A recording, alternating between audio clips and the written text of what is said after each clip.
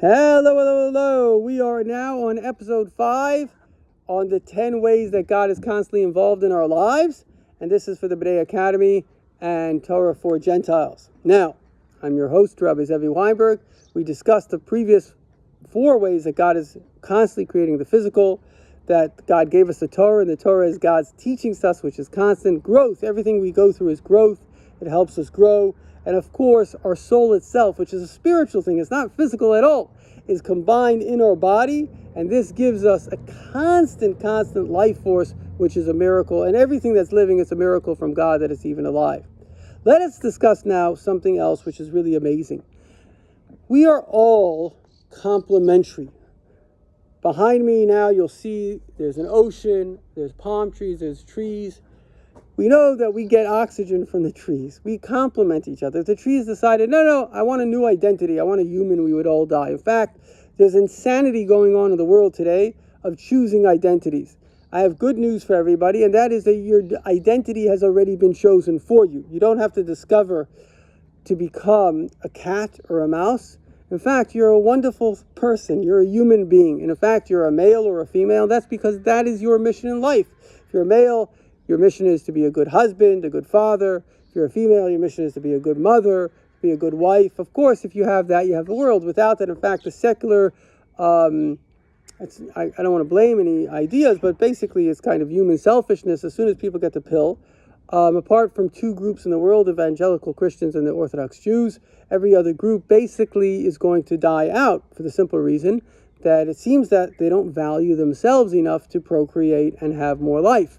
And they're literally not having enough children. And within, I don't know the exact statistics, but 100 years, there are many countries in Europe that are, quote unquote, if you want to call it what they call now progressive, I call it regressive, because anything that destroys life can't be progress, it's got to be regress. These countries are literally past the point of no return. They will not be able to replace their dying population, and they simply will die out. Countries have passed that point. And it doesn't seem to me that unless people become religious, whether it's evangelical Christians, Orthodox Jews, as we mentioned, where their motives are special, where they're convinced about the Bible and life and they're happy, it doesn't seem to me that these groups are going to change. And literally, including Islam, because there are Islamic countries like Iran, where, as soon as people have access to the pill, they basically take it.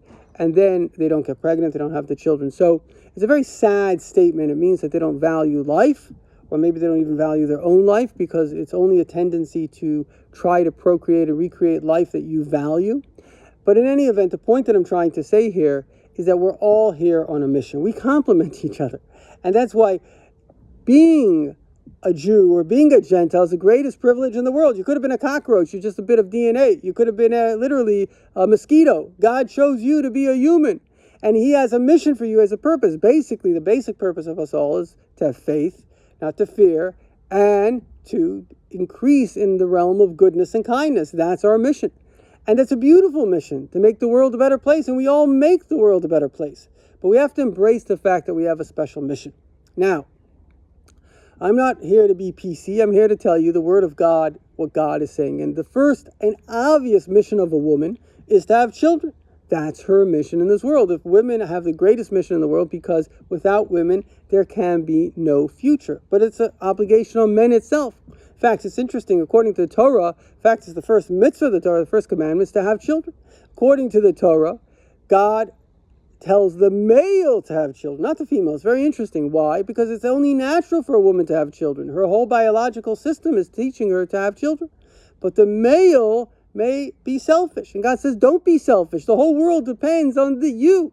So the idea of marriage, the idea of having children, the idea of raising a family, these are critical things. And if you want to keep the world going, that's enough. That's the biggest commandment you can do, is get married, support a wife, help her out. And if you're a woman, get married, have good relationships, because a good relationship with your husband is the best thing you can do for your children. The reason I'm saying this is because there's another aspect, certainly with men, but it may apply to women as well, that we all are given a unique talent. It took me many years to find my talent. My little unique talent is being able to take the esoteric ideas of Judaism, Jewish mysticism, and make it simple. I have a book called Kabbalah Love. Please go check it out, Kabbalah, love.org, Kabbalah Love. Check it out on Amazon. And it collected about 150 nice teachings, sayings from the Bible, from the Jewish mystics, on how to live a good life. So the point is that that's my talent. And thank God I've started this blog, KabbalahWisdom.org. I've written over 100,000 blogs, and I inspire people. That's what I love doing. That's what I'm here to do. And if, many people today are looking for the meaning of life. The meaning of life is looking for you. Life needs you. It needs you to do your mission. Now, how do we see God's involvement? Because first of all, you'll succeed. I've tried my hand in many different things, various businesses, but whenever I try my hand on God's work, on giving, what my soul is here to do, I'm always a success. There's nothing that I'm as successful in doing my mission and purpose in life. And so when we all look for our mission, I am a rabbi in a Jewish hotel, and on the Sabbath, on Shabbos, when we go around the table, I ask everybody, please share with me, what is your special talent? It's very interesting. People, a lot of the women will say they're very good listeners. They bring good energy to people. The point is that we all have something that we're really good at, and the world really needs it. And so stop complaining. Start acting. Do your thing. The world needs your talent. And then the world will become the messianic reality, the messianic redemption that we're waiting for. Thank you so much for watching episode 5. We are now going to go on to episode 6, Inventions.